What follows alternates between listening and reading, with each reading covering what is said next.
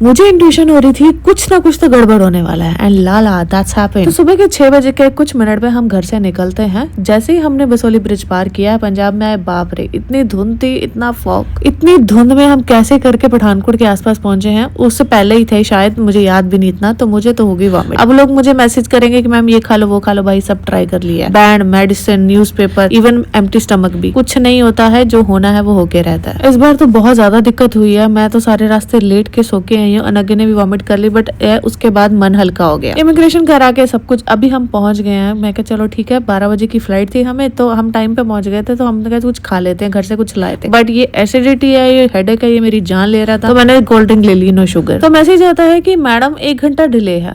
ठीक है यार, कोई बात नहीं, 1 घंटा हम जहाँ इतना वेट किया 1 घंटा और भी कर लेते, मूड ठीक था, कोई ज्यादा दिक्कत नहीं थी। उसके बाद मैसेज आता है कि मैडम 2:30 बजे आपकी फ्लाइट आएगी। भाई साहब और ज्यादा लेट हो गया है कि चलो ठीक है, चलो इतना भी वेट हम कर लेते हैं। अच्छा ये ना हिमाचली सिंगर वो है क्या? मुझे ऐसा लग रहा था, मैं इतना हिमाचली सॉन्ग सुनती नहीं, मुझे समझ नहीं आती है, बट मुझे वो लग रहा है कि शायद वो है, पता ना मुझे वही है। अनघा बोला कि मम्मा मुझे भूख लगी, कुछ खिला दी थी। मैंने इनसे पूछा कि आपके पास मैगी है जो स्पाइसी नहीं हो, क्योंकि अनघा नहीं खाता स्पाइस। बोले कि ठीक है, पर ये तो बहुत ज्यादा मीठी थी। फिर क्या हुआ, इन्होंने खाना देना शुरू कर दिया, ऐसे रिफ्रेशमेंट बोल सकते हो। तो बर्गर था, तो तब मुझे थोड़ा सा लगा कि नहीं यार फ्लाइट लगता है मुझे ज्यादा लेट है। तो हम भी ऊपर आके लॉन्च पे आके बैठ गए, क्योंकि चेयर वॉज नॉट कंफर्टेबल थे। यहाँ सोफे अच्छे थे तो ठीक है, कंफर्ट जोन सबसे पहले। फिर हुई है भाई साहब 3:30 की फ्लाइट। ठीक है, 3:30 की फ्लाइट होगी। यहाँ सबर का थोड़ा सा बांध टूट ही रहा था कि उतने में थोड़ी देर बाद जी मंथली साइकिल ने मुंह पे चपेट मार दी। मेरी हालत बिल्कुल डाउन हो गई। देन उन्होंने खाना प्रोवाइड किया और मैसेज आया आपकी फ्लाइट है 9 घंटे लेट। फिर मैंने अनघा के लिए सैंडविच बाय किया। मैंने उनका खाना नहीं लिया, एक तो मैं लेना नहीं चाहती, दूसरा मुझे गुस्सा भी था, और तीसरा था कि जो उन्होंने बर्गर दिया था वो बहुत स्पाइसी था, तो वो बच्चे तो खा ही नहीं सकते। दूसरा मेरा भाई इतनी कैपेसिटी नहीं है कि मैं बार बार खाना खा सकती, तो मैंने तो नहीं लिया। देन उसके बाद अनाउंसमेंट आती है कि ठीक है आपकी फ्लाइट है 7:40 की। हम भी चले कि नीचे ठीक है कि बोर्डिंग शायद शुरू हो गई होगी, कोई बोर्डिंग शुरू नहीं थी, कुछ नहीं हुआ था, वही बुत्तों की तरह बैठे हुए थे। इतना ज्यादा गंदा दिन था ना, पूछो मत। देन उसके बाद हमें बिठाने के बाद बोल रहे हैं कि नहीं टेक्निकल इशू है भाई, बैठे रहो। करो जो कड्डे हुए हैं, area infection, area infection, area infection, सारे बुत्थे थे इन्फेक्शन, सिर दर्द इन्नी ज्यादा ना कर दे। इन्होंने 9 बजे फ्लाइट शुरू की है। आज मैं ना आपदा मुंह नहीं देखा सी सवेरे, मैंने पता जो मैं आपदा देखा ਹੁੰਦਾ दिन माड़ा निकलता, पर आज जो मैं देखा सीगा गलती ना व्हाट्सएप खोल गया सी। मुश्किल से फ्लाइट थोड़ी सी चली है, आगे जाके रनवे पे फिर खड़ी होगी। ऑब्वियसली आप फ्लाइट डिले है, आप किसी और के शेड्यूल में घुस रहे हो, तो ऑब्वियसली यही होगा, खड़े रहो। यहाँ आके ब्रेक डाउन हो गया भाई, बस इससे ज्यादा नहीं। मेरी लेग्स मतलब बिल्कुल ही कांप रही थी, मेरे स्टमक पेन था, मेरा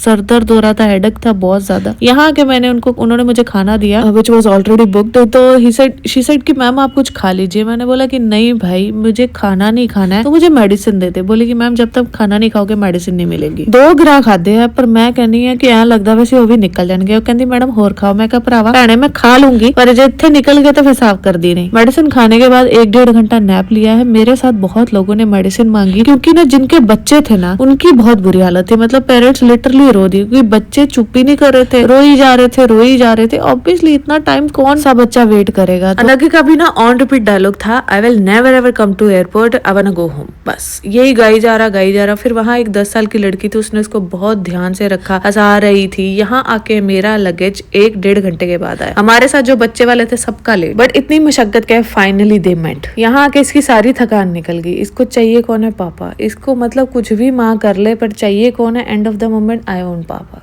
आई वांट पापा। इसको पापा के अलावा कुछ समझ नहीं आता। यहाँ भाई ठंड है, रात के 2 बजे तो ऑब्वियसली 1:30 बजे ठंडी लगेगी। तो यहाँ पे आके ऐसे सुन सी हो रही थी। जैकेट पहन ली थी शुक्र होना, क्योंकि एयरपोर्ट के अंदर तो इतनी नहीं लग रही थी। तो अभी हम निकलेंगे। ये बेचारे मेरी वजह से इतना लेट हो गए। इन्होंने इसलिए छुट्टी ली क्योंकि इन्होंने सुबह 4 बजे उठना होता है, तो 4:30 बजे तक ऑफिस निकल जाते हैं। बट इन्होंने कह रहे कि अभी मैं तुम गलत टाइम पे आओगे तो मैं कहाँ ऑफिस जाऊंगी। ऑब्वियसली मैंने इनको बोला भी कि मैं आ जाऊंगी, यहाँ दिक्कत नहीं है, ये सेफ जगह आई हुई, तो मैं टैक्सी करके आ जाऊंगी। But he said no. पर अंदरली गल सच्ची दसा मैंने छुट्टी का तो ਲਈ है, क्योंकि मेरा बीपी है बहुत ज्यादा। मैं बड़ी ਤੁਹਾਨੂੰ ਇੱਥੇ शांत जी दिखाई दे रही है, पर ਜਿਹੜਾ मेरे अंदर खून खोलता पिया ना वो मैनू ही पता है, बिकॉज मुझे ना ट्रेवल करना पसंद नहीं था, और ना ही कुछ घर वाले जाने भी दे देते होते थे। पर आपको जिस चीज से दूर रखा जाता है या आप जिस चीज से भागते हो, किस्मत आपको वही देती है।